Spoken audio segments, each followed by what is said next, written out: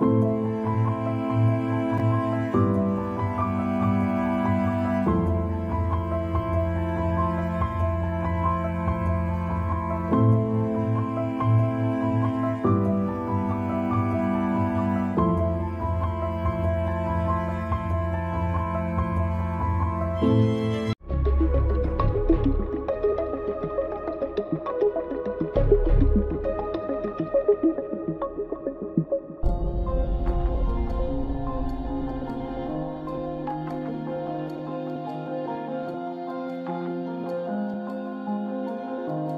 خودمون شروع کردیم زمانی که ما تحریم بودیم، سیم خاردار هم نمیتونستیم وارد کنیم، شروع کردیم به ساخت این موشک‌هایی که اینجا میبینید و امروزه در همه حوزه‌های زمین به زمین موشکی که مورد نیاز باشه خودمون میسازیم، طراحی میکنیم و استفاده میکنیم که شما تو عملیات‌های وعده صادق 1 و 2 و 3 نمونه‌های اینها رو دیدید.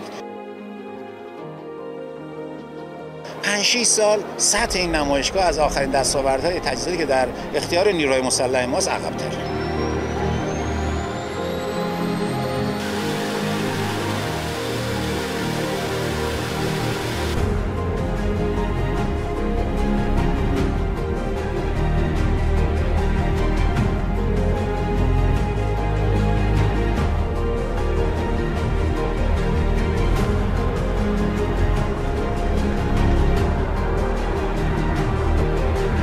به نظرم 100% واقعیته و اینکه اون چیزی که ما داریم می‌بینیم مردم عادی دارن، در واقع عامه مردم دارن می‌بینن، یه بخش خیلی کوچیکی از این صنعته و قطعاً خیلی گسترده‌تر هستش این صنعت و امیدوارم که بیشتر گسترش پیدا کنه. این تجهیزات هم تازه چیزی که ما اینجا داریم می‌بینیم شاید کمتر از 1/3 واقعی باشه. حتی اگه با تمام قوا بچه ما جلو بیان انشاءالله وجود دشمن رو از زمین محو خواهند کردش بلا شک.